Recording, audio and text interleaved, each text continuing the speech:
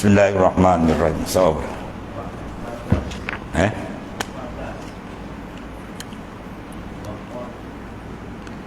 Bismillahirrahmanirrahim.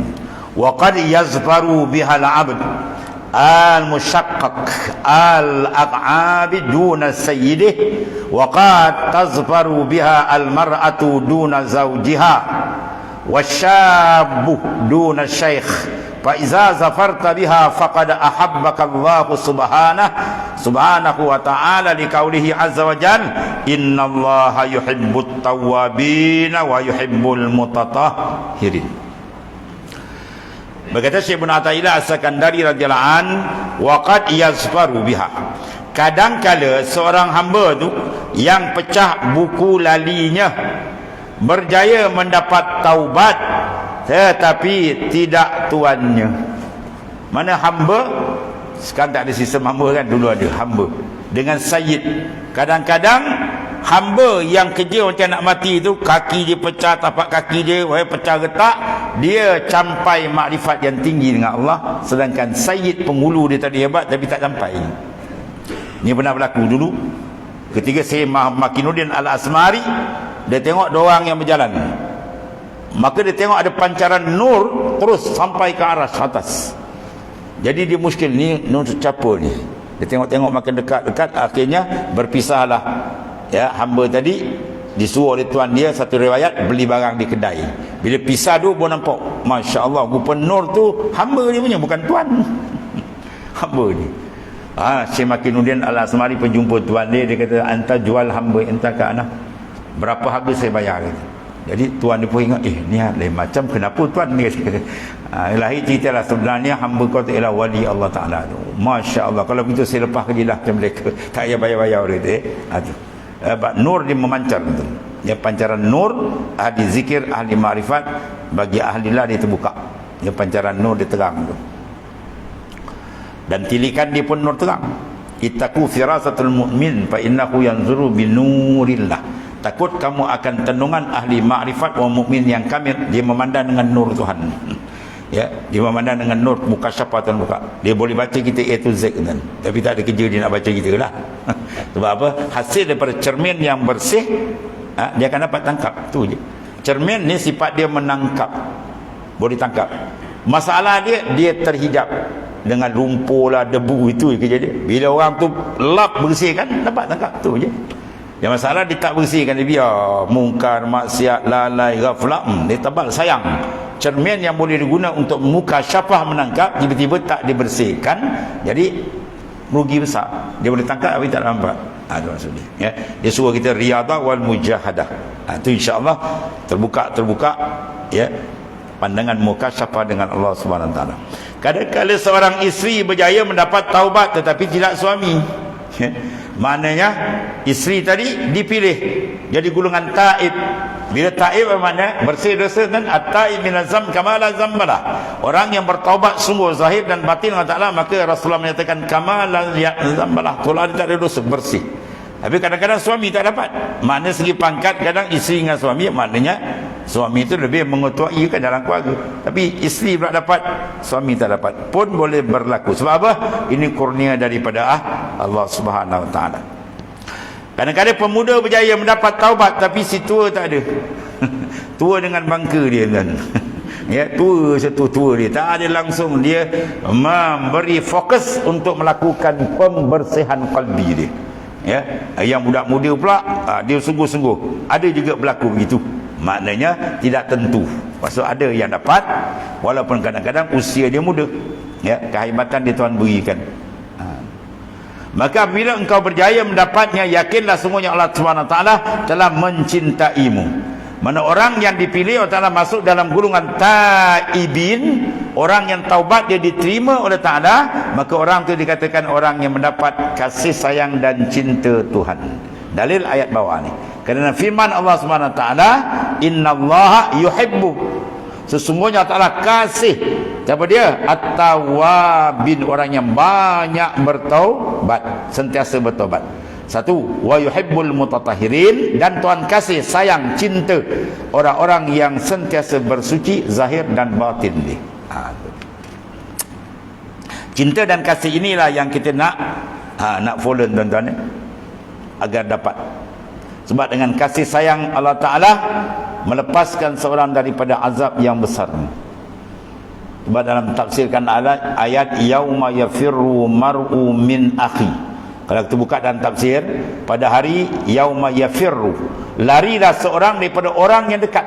Mana kegegaran kiamat besok berlaku begitu hebat, ya, nak dihisab besok sampai orang terdekat lagi. Isteri tidak mengindahkan suami, suami tak pedulikan isteri lagi, anak tak kisah ibu bapa, ibu bapa pun tak kisah anak, masing-masing bawa diri, sebab dah nampak julangan azab neraka yang sangat dahsyat.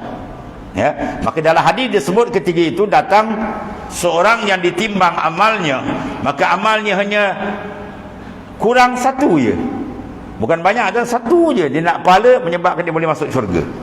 Ya, mizan dia tu dah singit sikit je, bukan singit banyak, sikit je. Ya, jadi Allah Ta'ala, sebab tu kalau ikut prosedur dia neraka lah kan, sebab dah berat amal kejahatan daripada kebaikan. Atau bagi peluang dia untuk cari. Dia carilah orang terdekat dengan dia, baru dia tahu. Ya, semua nafsi-nafsi. Ya, anak yang sayang kedua, bapa sayang anak, isteri sayang semua nafsi-nafsi, dah tak ada kau aku. Hebat tak hebat. Dan akhirnya menghadap balik Allah Ta'ala yang layak dan kebesaran dia. Allah Ta'ala kata, ambil tangan hamba-Ku ini wahai malaikat, masukkan dia ke dalam syurga-Ku dengan kasih sayang Aku. Sebab kasih sayang Tuhan adalah yang paling besar yang wajib kita menuntut, dan ada ia di dalam taubat. Siapa yang bertaubat, dia masuk senarai itu, golongan muhibbin, orang yang dikasihi oleh Allah Ta'ala. Sebab itu sentiasa disuruh kita apa?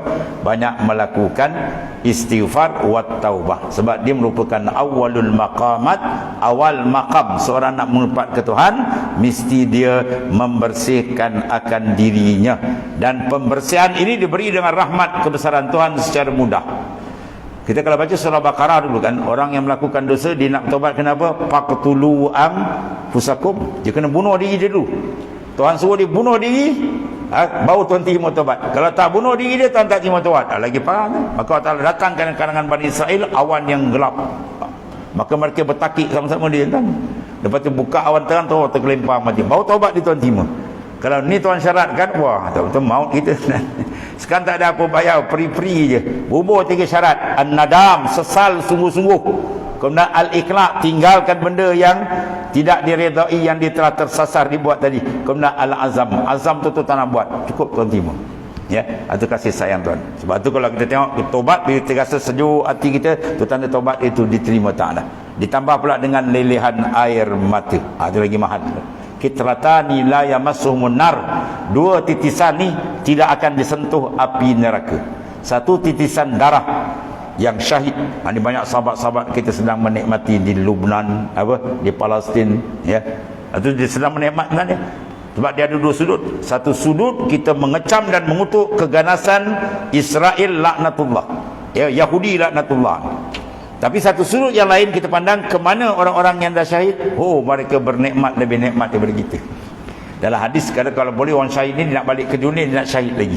Sebab ganjaran dia amat besar, dia dukhulun jannah bighairi hisab, mereka masuk syurga tanpa hisab. Itu satu kenikmatan syahid. Yang kedua ialah dumu, air mata yang keluar daripada ketukan kalbi.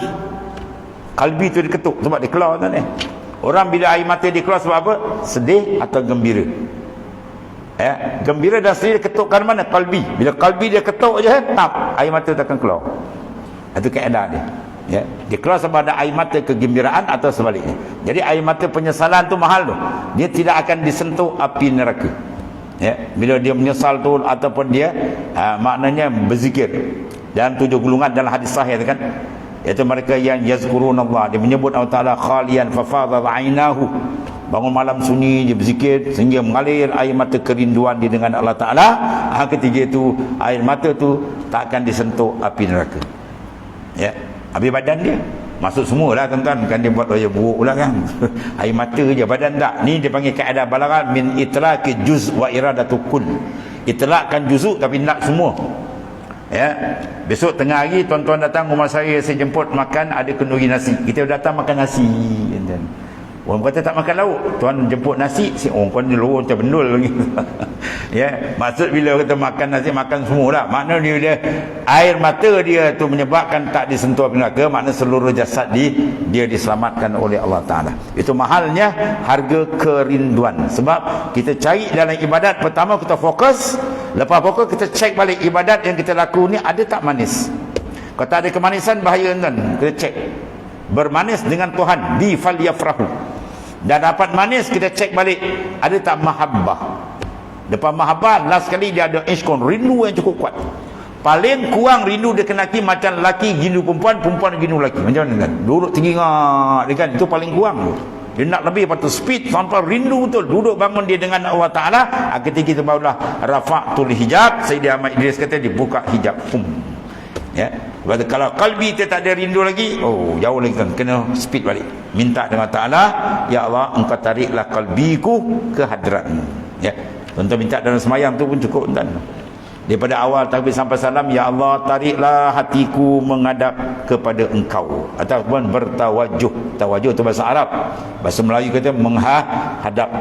Dan dalam iftitahus salat di bubur lepas tu, wajjahtu wajhiya lillazi fataras samawati, itu lapat tawajuh, aku hadapkan zahir dan batinku kepadamu.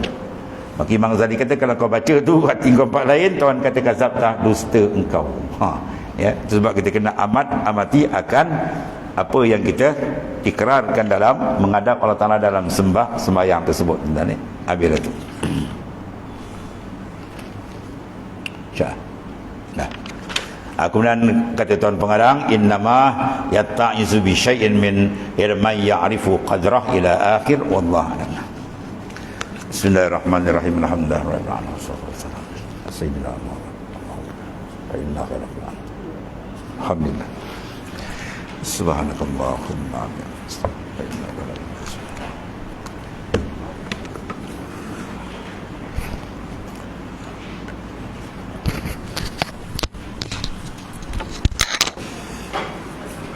Iya.